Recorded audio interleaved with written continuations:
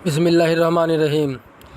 ارشاد باری تعالیٰ ہے، اے ایمان والو، اپنے آپ کو اور اپنے اہل خاندان کو جہنم کی آگ سے بچاؤ جس کے ایندھن آدمی اور پتھر ہوں گے۔ سورہ تحریم۔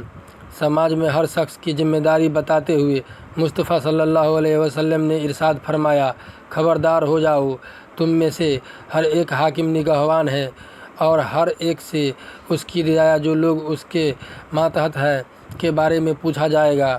مرد اپنے گھر والوں کا نگہبان ہے اور اس سے اپنی رعایا کے بارے میں سوال ہوگا، اور عورت اپنے شوہر کے گھر والوں اور اس کے بچے کی نگہبان ہے اور اس سے ان کے بارے میں سوال ہوگا۔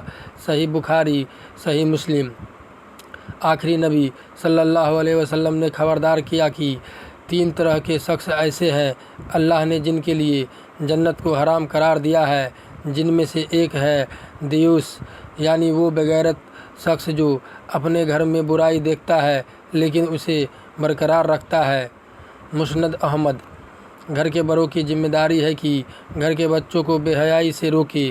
رسول اللہ صلی اللہ علیہ وسلم کے چچیرے بھائی حضرت فضل بن عباس رضی اللہ عنہ ایک حجۃ الوداع کے سفر میں آپ کے ساتھ تھے، جو ایک خوبصورت نوجوان تھے۔ ایک خوبصورت عورت رسول اللہ صلی اللہ علیہ وسلم سے کچھ سوال کرنے آئی تو اس حضرت فضل بن عباس رضی اللہ عنہ اسے دیکھنے لگے اور وہ عورت بھی انہیں دیکھنے لگی۔ اس پر آپ صلی اللہ علیہ وسلم نے حضرت فضل بن عباس رضی اللہ عنہ کا چہرہ دوسری طرف پھیر دیا۔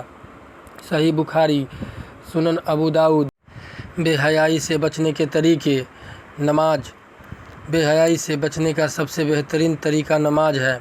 جب ایک شخص خلوص سے دن میں 5 بار اپنے رب کو یاد کرتا ہے تو اس میں رب کے احکامات کی فکر پیدا ہوتی ہے اور اس طرح وہ بے حیائی کے کاموں سے بچ جاتا ہے۔ ارشاد الہی ہے، یقیناً نماز بے حیائی اور برے کاموں سے روکتی ہے۔ سورہ عنکبوت۔ نکاح۔ حضرت عبداللہ ابن مسعود رضی اللہ عنہ سے روایت ہے کہ نبی رحمت صلی اللہ علیہ وسلم نے نوجوانوں کو ہدایت دی، اے نوجوانوں کی جماعت، تم میں سے جو نکاح کرنے کی مالی حیثیت رکھتا ہو اسے نکاح کرنا چاہیے، کیونکہ نکاح نظر کو جھکانے والا اور شرمگاہ کو محفوظ رکھنے والا عمل ہے۔ بحوالہ صحیح بخاری، صحیح مسلم۔ نکاح کرنے سے آدھا ایمان مکمل ہوتا ہے۔ حضرت انس بن مالک رضی اللہ تعالیٰ عنہ بیان کرتے ہیں کہ رسول اللہ صلی اللہ علیہ وسلم نے فرمایا، جب آدمی شادی کرتا ہے تو اس کا نصف آدھا ایمان مکمل ہو جاتا ہے، اب اسے چاہیے کہ باقی آدھے ایمان کے بارے میں اللہ تعالیٰ سے ڈرتا رہے۔ بحوالہ مشکوٰۃ المصابیح۔ نفلی روزوں کا اہتمام کرے۔ سرور کائنات صلی اللہ علیہ وسلم نے نفلی روزوں کی اہمیت واضح کرتے ہوئے ارشاد فرمایا، اور جو کوئی نکاح کرنے کی مالی حیثیت نہ رکھتا ہو وہ روزہ رکھے، کیونکہ روزہ ڈھال ہے، یعنی روزہ نفس کی خواہشوں کو کچل دیتا ہے۔ بحوالہ صحیح بخاری، صحیح مسلم۔ نیک دوست اور اچھی سنگت۔ سردار دو عالم صلی اللہ علیہ وسلم نے نیک لوگوں سے دوستی کرنے کی ترغیب کرتے ہوئے فرمایا، ایک آدمی اپنے دوست کے دین پر ہوتا ہے، اس لیے ایک آدمی کو دیکھ لینا چاہیے کہ وہ کس سے دوستی کر رہا ہے۔ بحوالہ جامع ترمذی، سنن ابو داؤد۔ آپ صلی اللہ علیہ وسلم نے مثال دے کر نیک سنگت کی اہمیت اس طرح بتائی، اچھے اور برے دوست کی مثال خوشبو بیچنے والے اور بھٹی دھوکنے والے کے جیسے ہے کہ خوشبو بیچنے والا یا تو تمہیں تحفے کے طور پر دے دیتا ہے یا تم اس سے کچھ خرید لیتے ہو، یا اس کے پاس رہنے کی وجہ سے تجھے اچھی خوشبو ملتی ہے، اور بھٹی دھوکنے والا یا تو تیرے کپڑے جلا ڈالے گا یا تجھے اس کے پاس سے ناگوار دھواں پہنچے گا۔ بحوالہ صحیح بخاری، صحیح مسلم۔ نیک کاموں میں مشغول رہیں۔ امام شافعی رحمۃ اللہ علیہ کا مشہور قول ہے کہ اگر تم نے اپنے نفس کو حق پرستی اور نیکی کے کاموں میں مشغول نہیں رکھا تو یہ تمہیں باطل اور حرام کاموں میں الجھا کر رکھ دے گا۔ حیاداری کے فائدے۔ حیاداری ایک ایسی خوبی ہے جس کے بہترین نتیجے دنیا اور آخرت میں اللہ تعالیٰ کی طرف سے ملتے ہیں۔ ان میں سے کچھ اہم یہ ہیں۔ اللہ تعالیٰ نے باحیا کردار رکھنے والے مسلمانوں کو ہمیشہ کی کامیابی کی بشارت ان الفاظ میں دی، یقیناً کامیاب ہو گئے ایمان والے جو اپنی شرمگاہوں کی حفاظت کرتے ہیں۔ سورہ مومنون سے مفہوم: اپنے کردار کو پاک دامن رکھنے والے اہل ایمان کو رسول اللہ صلی اللہ علیہ وسلم نے جنت کی خوشخبری دیتے ہوئے فرمایا، جو شخص مجھے زبان اور شرمگاہ کی حفاظت کی ضمانت دے تو میں اسے جنت کی ضمانت دیتا ہوں۔ بحوالہ صحیح بخاری۔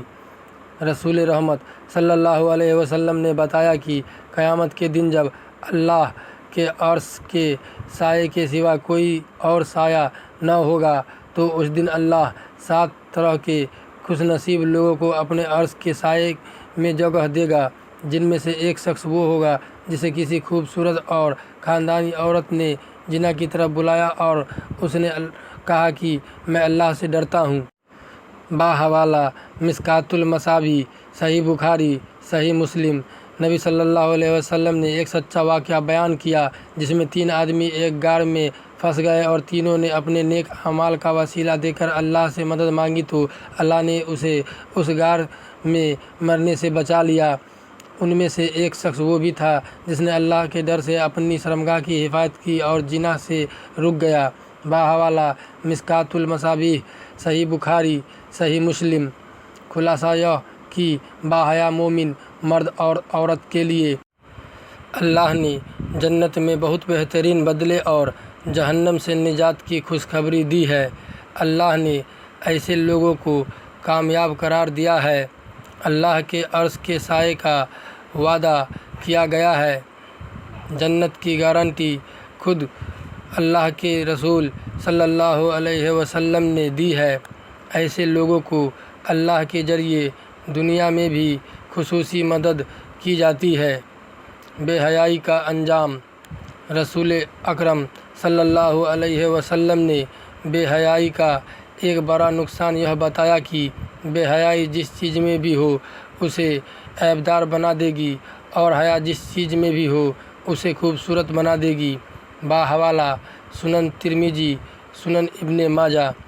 رسول اللہ صلی اللہ علیہ وسلم نے قوموں پر آنے والے عذاب کے بارے میں فرمایا، جب کسی قوم میں کھلم کھلا فحش، برائیاں اور زناکاری ہونے لگ جائے تو ان میں طاعون اور ایسی بیماریاں پھوٹ پڑتی ہیں جو ان سے پہلے لوگوں میں نہیں پائی جاتی تھیں۔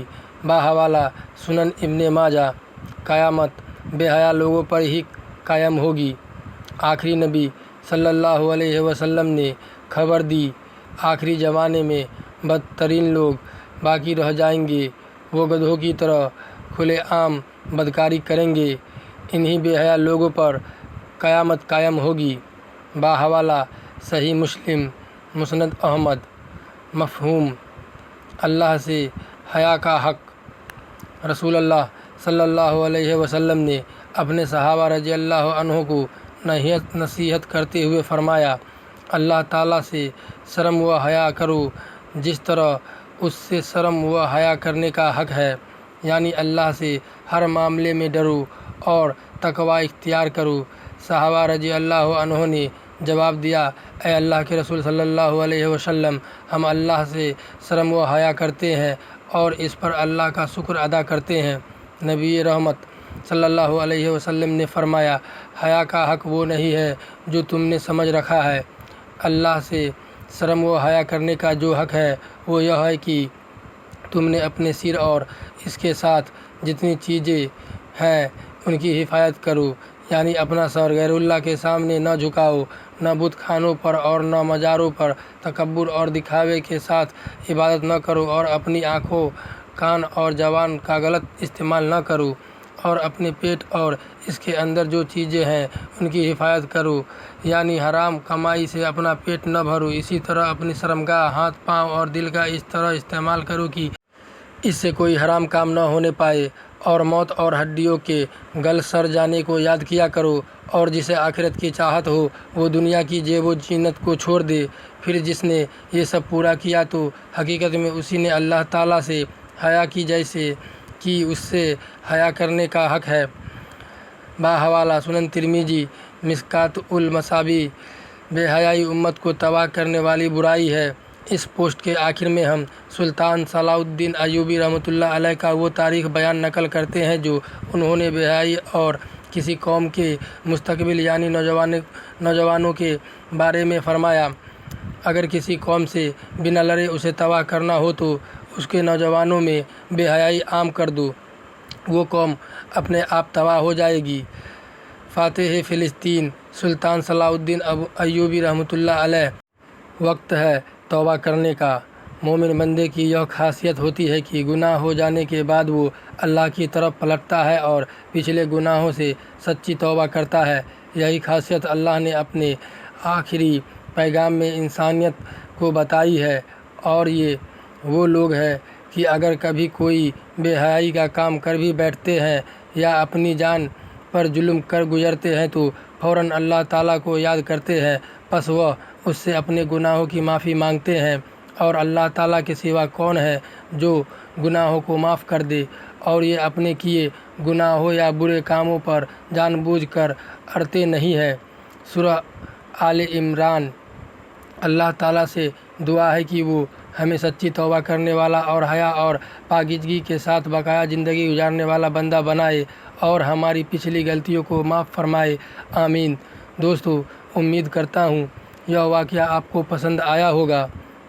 ویڈیو کو لائک کر کے چینل کو سبسکرائب کر دیں۔ خدا حافظ۔